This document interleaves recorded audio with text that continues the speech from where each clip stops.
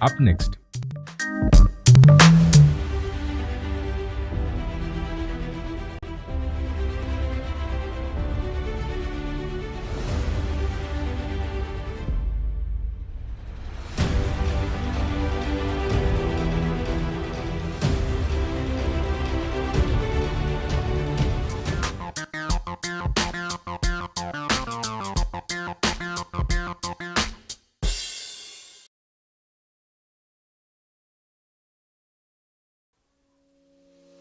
On a glorious journey to great academic heights, you need a university that will guarantee hopes of employment without sweltering in a pool of job hunts. I present to you Ndejje University. We are an Anglican university endowed with 3 state-of-the-art campuses in Luero Bombo, the Graduate School in Rubaga, and the Kampala campus along Balintuma Road behind Mengo Hospital. With well-coordinated learning programs ranging from day, evening, weekend, in-service and e-learning, the globally recognized university offers job market competing courses that will surely light your academic path. Our various undergraduate and graduate programs include Business Administration and Management, Engineering and Survey, Basic Sciences and Information Technology, Education, Environment and Agricultural Sciences, Arts, Health Sciences, and many more. With accreditation by the National Council of Higher Education, we now offer a diploma in clinical medicine and community health. We as well take pride in some courses sponsored by the Higher Education Students Financing Board for a loan scheme that will not get you worried of tuition as you pursue your dream. Come ready for an academic adventure on great facilities of learning. You can visit our website on www.ndejjeuniversity.ac.ug. Ndejje University, the fear of God brings knowledge and wisdom.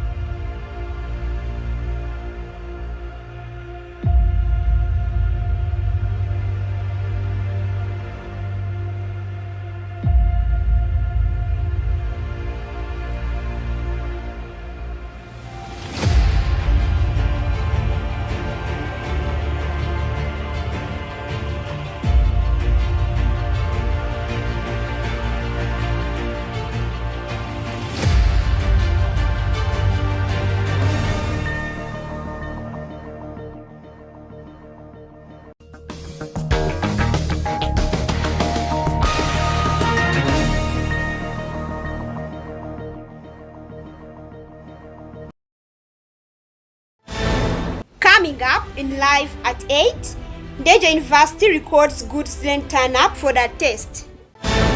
Katikiro Charles Peter Maiga launches the 10th Kabaka Birthday Run 2023. Leader of opposition questions Nema's Express penalty scheme. And in sports, Lukanga Boxing Club wins Uganda National Open Championship. More to come in Live at 8.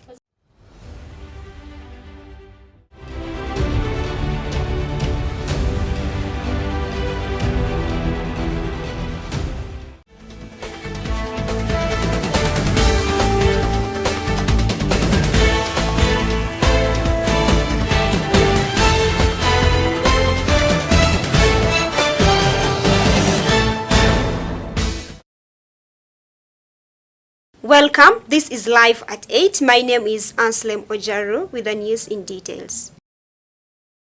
The first week of March has been assessment week for Ndejje University students. Now, students have replied and responded positively for the test week despite the fees challenges. Let's take a look. Ndejje University kicked off the assessment on Monday with students undertaking tests, coursework, and presentations. The first week was dedicated to tests and the whole month of March is dedicated to assessments. According to the Minister for Education at the university, Imran Lubega, the test week has so far gone well with most students giving a positive response. At the beginning of March, that's when all the students started their tests, because at least there's some good coverage from most of the programs by the lecturers. So, I can say that there is quite a good coverage, and the assessments are going on well for the test. And then for the assignments, of course, students are being assigned with work or with the courseworks to do. So it is moving on well, as I can say. And most of the lecturers are targeting to finish the test program in this month before next month, because that's when we assume the 80% thing or program to start, whereby if at all the students has not reached to 80%, then they should be able to do the test. So that's why most of the lecturers are trying to fix in this month so that they carry out all the issue out tests to the students. But it is moving on well so far. Yeah, at least there's some good number of students that are carrying out tests in different programs. And those that haven't yet done any tests, they are yet to begin, but this month.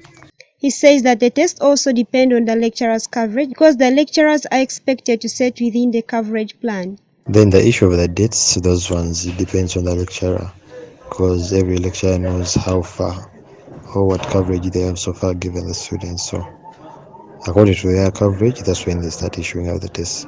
Yeah, for the faculty of engineering, those ones already started, because at least so there's some good number of coverage that has been done.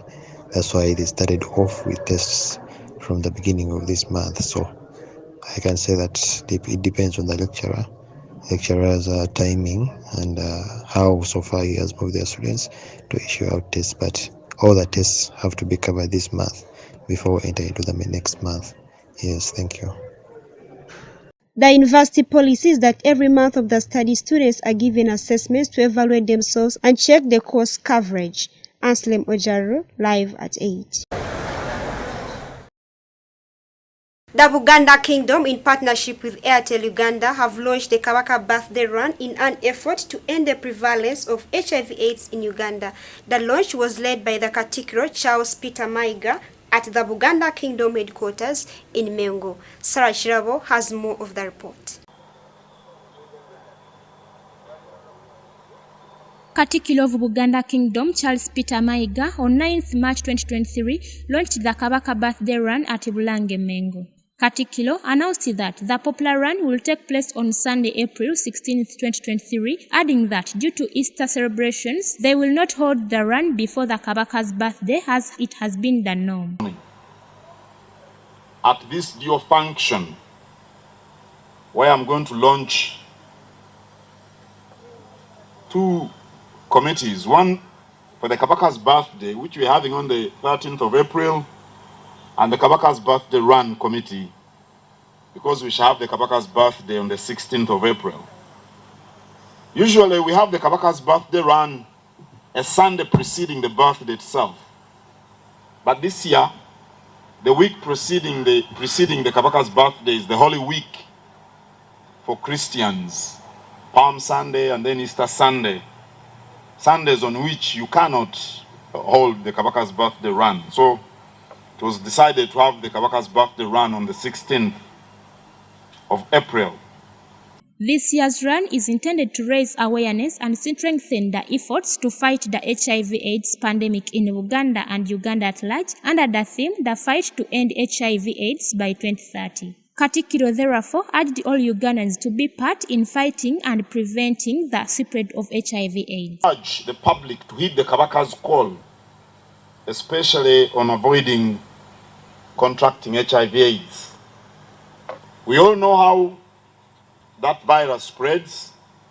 The urge to indulge in sexual activity in human beings is so strong, probably stronger than the fear of death.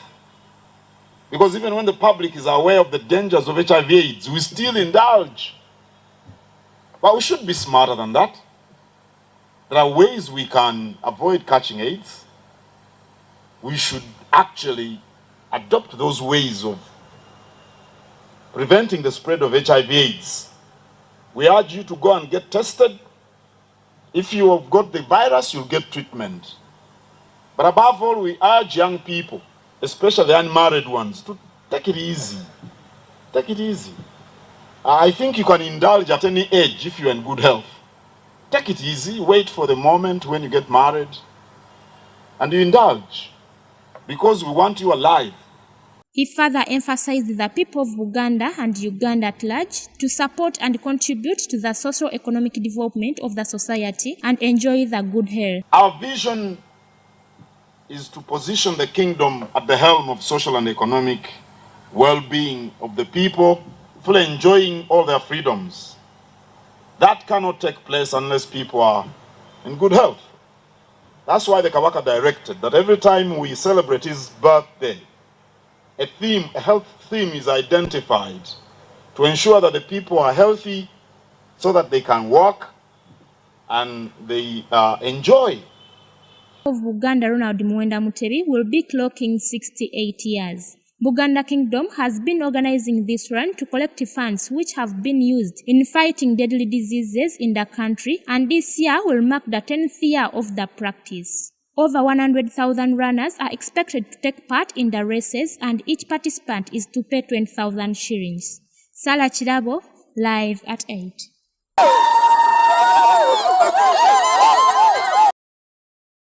Thank you, Sarah Chirabo. The Leader of Opposition in Parliament, Mathias Mpuuga, while delivering his statement on the post-recess situation, questioned National Environment Management Authority on their decision to implement the express penalty scheme.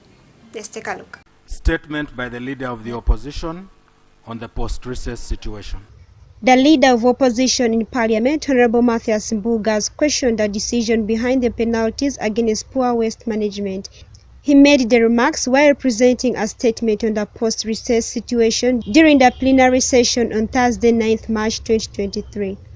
On February 8th, 2023, NEMA instituted express penalties in respect of various environmental breaches, ranging between 3 million to 100 million. The fines are not only unrealistic but also inequitable, and therefore should be clarified, at least for the benefit of our listeners. The express penalties were instituted by the National Environmental Management Authority on 8th February in respect to various environmental breaches. The fines range from 3 million to 100 million. The penalties target motorists and pedestrians who may be caught disposing of waste poorly. He added that whereas the negative impact of poor waste disposal management on the environment and its ecosystem is recognized, members of the opposition side of Parliament believe that the fines were hastily drafted. Speaker, we recognize the fact that there is a huge negative impact on improper waste management and on the ecosystem. We observe that the express penalty scheme was drafted in haste. We want to request that the Minister for Environment comes to the House to explain the cascading nature and the hierarchy of these penalties, because as a House of Parliament, we're the best educators of our citizenry, and therefore we need to understand how the Minister or the Ministry came up with these penalties and the figures that look arbitrary and the way they were fixed. Right, Honourable Speaker. Express penalty scheme is intended to deter non-compliance to environment laws and to prevent environmental degradation through payment of monetary penalties. Under the express penalty scheme, the offender will be required to pay a fine within the prescribed time frame and in a specific bank account. The notice will specify the date and the nature of alleged contravention, a summary of the facts that NEMA or authorized officer alleges, and the amount payable. ANSLEM OJARU, live at 8.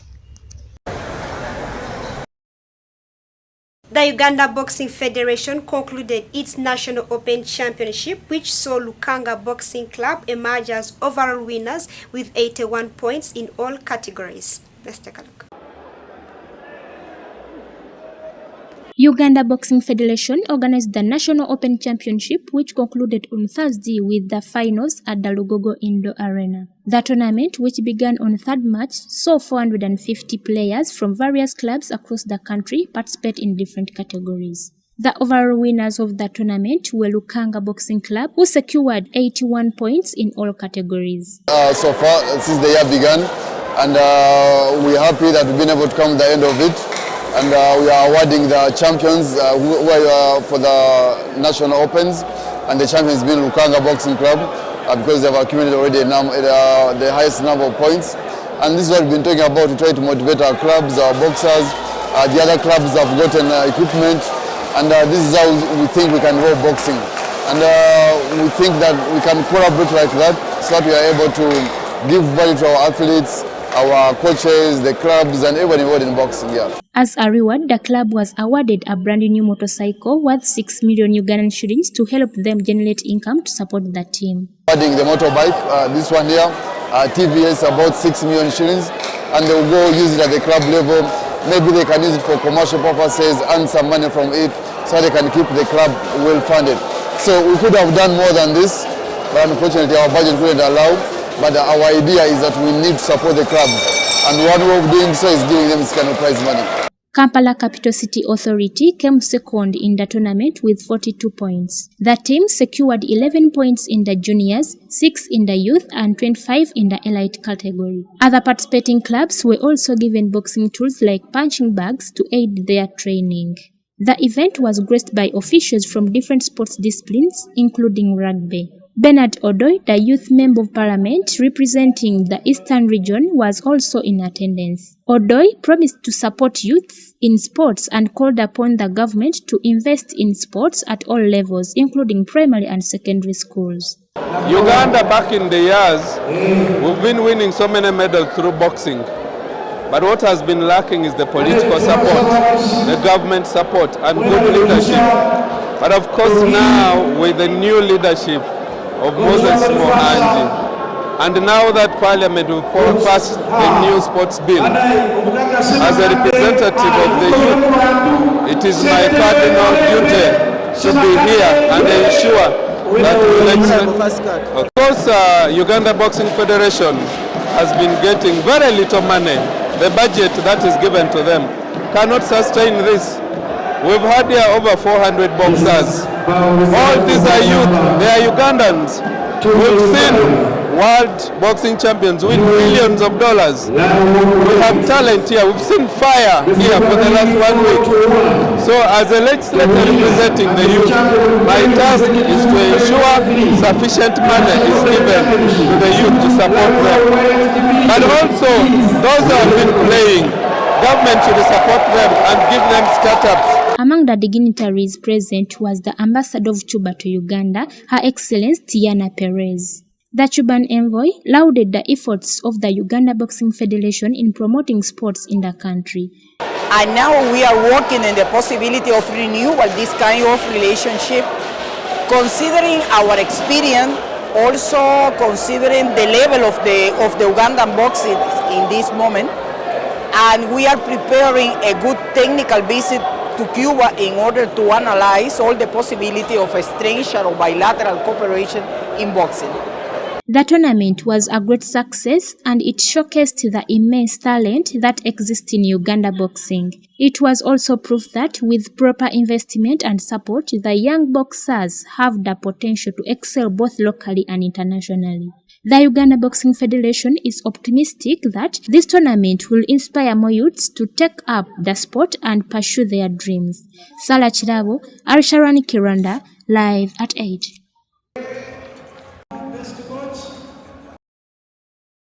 Thank you for watching. This has been Live at 8. My name is ANSLEM OJARU. See you next time.